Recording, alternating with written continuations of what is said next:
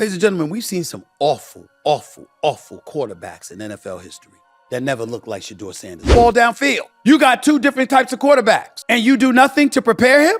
Suddenly, he's not comprehending plays. Suddenly, he doesn't know the playbook. Suddenly, he doesn't know what's going on. That's not the reputation that we've ever heard about Shedeur Sanders. Plus nature by the head coach, Kevin Stefanski, which I would not do. I'm not going to impugn that man's integrity in any way like that. But can we at least say that he wasn't positioned to succeed? Can we say that? The Cleveland Browns just handed us one of the most embarrassing quarterback disasters of the 2025 season, and the sports world is absolutely exploding over what went down Sunday in Baltimore. We're talking about a franchise that somehow managed to make a fifth-round rookie look worse than any quarterback we've seen all year. This isn't just bad football, folks. This is organizational dysfunction at its absolute peak. If you love Shedeur, like this video. If you want to see him play, comment Shedeur Is King. Let's set the scene. Browns versus Ravens. Dylan Gabriel takes a crushing hit, exits with a concussion early in the third quarter, and suddenly, Cleveland's season is in the hands of Shedeur Sanders, a quarterback who, until that moment, had 0 snaps with the first-team offense, not a single rep, not one practice snap with the guys he's supposed to be playing with. The result? A complete and utter catastrophe. 4 completions, 4, out of 16 attempts, 47 yards total, 1 interception, 2 sacks, a passer rating of 13.3, and yes, you read that right, 13.3. To put that in perspective, if you just threw the ball into the dirt on every single play, you'd have a better rating than what Shedeur put up against Baltimore. But here's where this story gets really interesting, and why the entire NFL media world is calling for heads to roll in Cleveland. Jeff Saturday didn't hold back on First Take, and his breakdown was absolutely surgical in exposing what's really going on here. It's malpractice to expect any different than what you saw out of Shedeur Sanders. Like, I don't understand what the expectations people had. Think about that word choice for a second. Malpractice. That's not just criticism, that's an accusation of professional negligence. And Saturday backed it up with a detail that should make every Browns fan's blood boil. The offensive line that he played behind, where Baltimore decided when he got in, we're going to blitz the house, did not know, had never heard his snap count. Read that again. The offensive linemen, the guys whose entire job is to protect the quarterback, had never heard Shedeur's snap count before. Not in practice, not in walkthroughs, never. They're trying to block the most aggressive defense in football, and they don't even know when the ball is being snapped because they've never practiced with this quarterback. How does that happen? How does a backup quarterback in the NFL go an entire season without taking meaningful reps with the first team?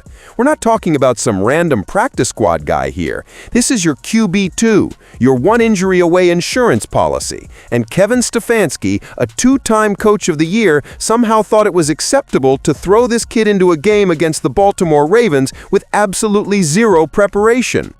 Stephen A. Smith took this situation to another stratosphere on his radio show. Stephen A. went straight for the jugular, and he wasn't just questioning the football decisions. He was questioning whether something deeper is going on in Cleveland, something that smells rotten.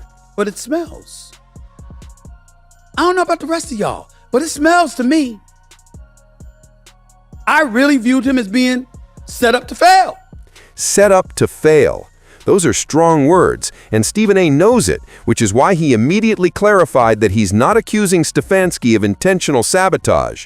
But even with that caveat, the message is crystal clear. The way Cleveland handled Shedeur Sanders was so egregiously bad that it raises serious questions about what's really happening inside that organization. We just wrapped up week 11, dog. Yeah. And oh, by the way, baked into that was your bye week. Right. You mean to tell me at no point before the second half of the game against the Ravens did you have an opportunity to give Shedeur Sanders any reps? 6 weeks. 6 weeks since Dylan Gabriel became the starter, plus a bye week where you have extra time to prepare your backup. And not once, not a single time did Kevin Stefanski think it might be a good idea to get Shedeur some reps with the ones. The house divided. Yeah. Whether it's the owner, whether it's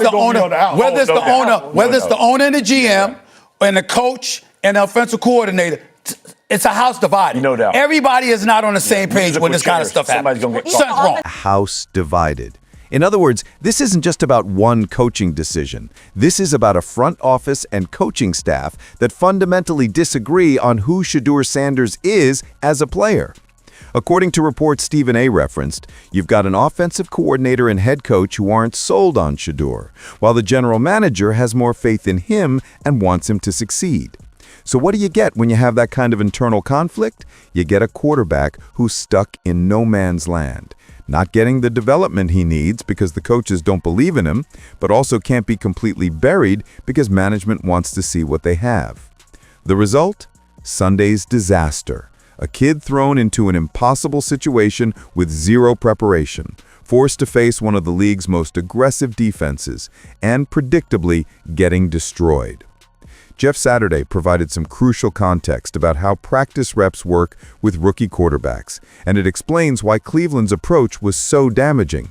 He broke down the brutal reality. Hope in 3 practices, which he'll get, by the way, y'all, 120 plays tops. You'll get 40 plays a day tops. That's the most Shedeur can possibly get this week, preparing to potentially start against the Raiders. 40 plays per practice session.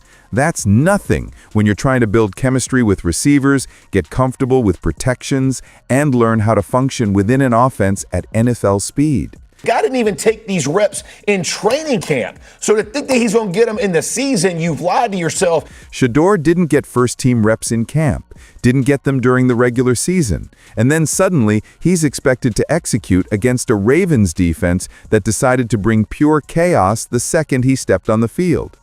Stephen A. brought up a perfect comparison that shows how organizations that actually care about developing quarterbacks handle this situation.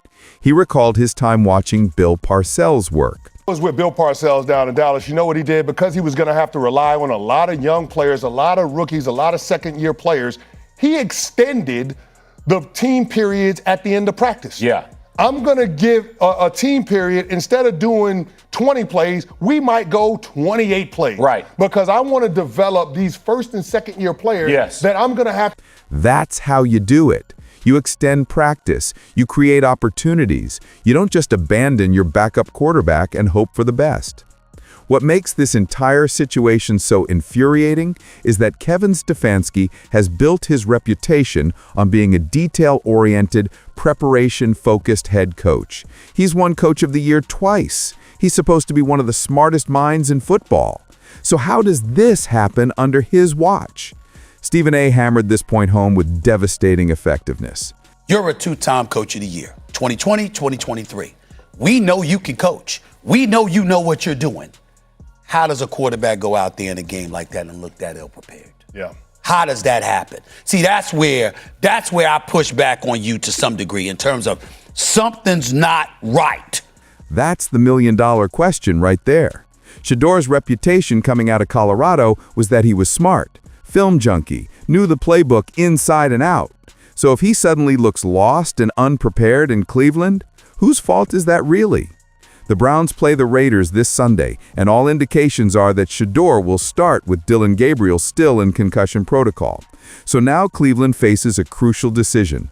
Do they actually prepare him properly this week, or do we get a repeat performance of Sunday's disaster? You're hoping they shrink the offense down somewhat, give him some things that he knows what to deal with, get the offense better rhythm, figure this thing out. Simplify the game plan, give him manageable concepts, build his confidence. That's football 101 when you're working with a young quarterback. But here's the reality. Even if they do everything right this week, the damage may already have been done. Shedeur's confidence has to be shattered. His development has been stunted, and the entire football world just watched him put up one of the worst performances by any quarterback this season. This Browns situation is a microcosm of everything wrong with how some NFL organizations handle young quarterbacks. They draft them, claim they believe in them, and then create environments where failure is almost inevitable. Shedeur Sanders deserved better than what happened Sunday. Whether he becomes a legitimate NFL starter or not, we'll never really know based on what we saw against Baltimore, because that performance told us absolutely nothing about his actual abilities. What it did tell us is that the Cleveland Browns have serious organizational problems. When your two-time Coach of the Year is putting players in position to fail this spectacularly, something is fundamentally broken. Stephen A. said it smells. Jeff Saturday called it malpractice. And the scariest part? They're both absolutely right. The Browns are 4-10. Their season is circling the drain, and now they've got a quarterback controversy that never should have existed in the first place. All because someone in that building decided that preparing your backup quarterback wasn't important enough. Welcome to the 2025 Cleveland Browns, folks, where organizational dysfunction isn't just a problem, it's the entire identity.